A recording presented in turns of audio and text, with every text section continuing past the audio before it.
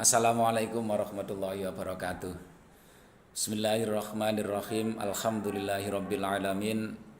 Wassalatu wassalamu ala asyrafil anbiya'i wal mursalin sayyidina wa maulana Muhammadin wa ala alihi wa ashabihi ajmain. Amma ba'du. Pemirsa yang dirahmati Allah, alhamdulillah sampai hari ini kita masih diberikan kekuatan oleh Allah Subhanahu wa taala untuk melaksanakan ibadah di bulan suci, bulan yang penuh berkah ini.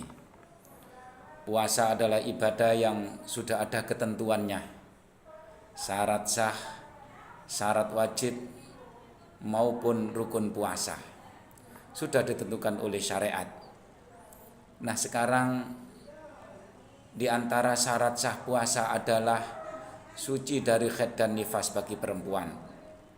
Bagi perempuan yang masih usia subur tentunya tidak bisa melaksanakan puasa selama 1 bulan penuh di bulan yang penuh berkah ini.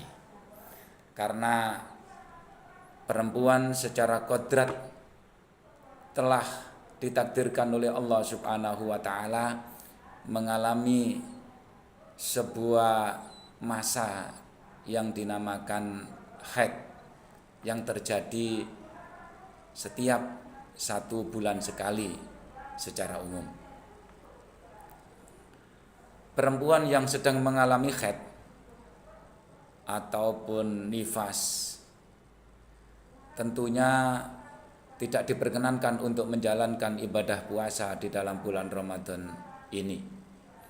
Nah, akhirnya muncul sebuah pertanyaan dari para ibu-ibu, di mana di masa modern ini banyak jamu ataupun pil ataupun obat untuk menunda masa haid tersebut.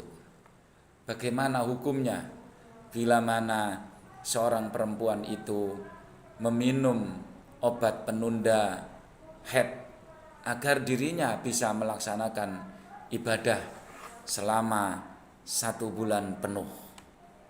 Pemirsa yang dirahmati Allah, masalah pil penunda haid ini baru muncul di zaman modern. Karena zaman dulu masih belum muncul teknologi pengobatan semacam zaman sekarang ini sudah berkembang pesat. Nah, sekarang mari kita berikan solusi. Pada dasarnya meminum obat penunda haid itu adalah diperbolehkan oleh syariat. Walaupun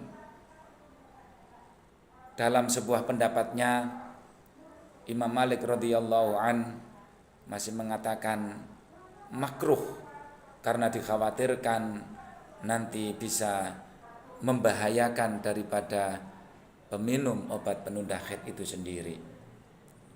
Walaupun kondisi keadaan boleh atau yang disebut mubah, karena zaman dahulu masih belum ada. Kemudian dengan perkembangan teknologi yang sekarang ini,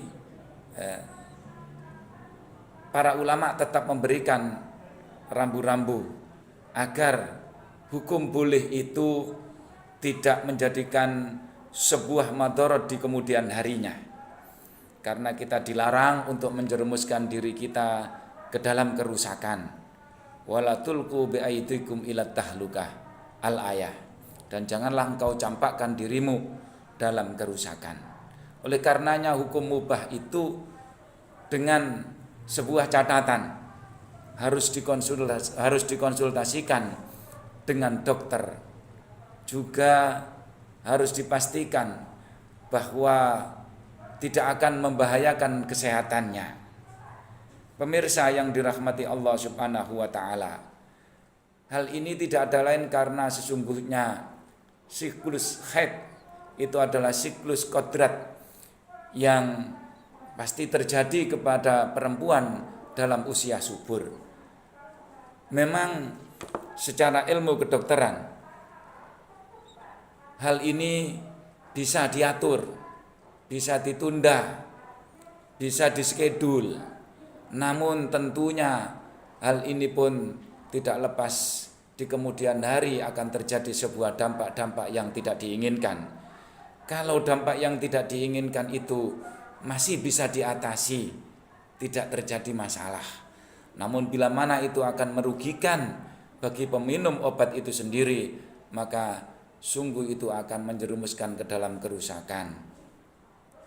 Pemirsa yang dirahmati Allah, perempuan yang terhalang untuk melaksanakan ibadah puasa karena kondisi haid, dia tidak akan terhalang pula tentang keutamaan dan keberkahan di dalam bulan puasa ini, karena ia masih bisa melakukan ibadah-ibadah yang lain.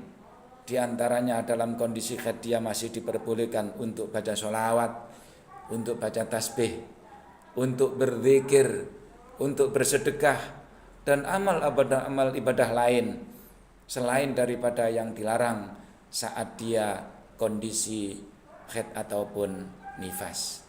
Mudah-mudahan dengan pemahaman ini kita tidak memaksakan anggota keluarga kita, walaupun mereka ingin berpuasa di dalam bulan Ramadan ini 1 bulan penuh, tapi tetap harus diperhatikan hal-hal yang membuat dirinya nanti bisa terjerumus ke dalam sebuah kemudaratan atau tidak.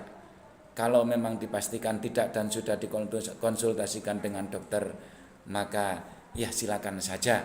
Tapi kalau tidak, maka ketahuilah bahwa Allah Subhanahu wa taala Maha Pemurah, tidak akan lepas keberkahan dan kemuliaan atau fadilah keutamaan di dalam bulan Ramadan ini bagi mereka yang sedang dalam keadaan haid ataupun nifas.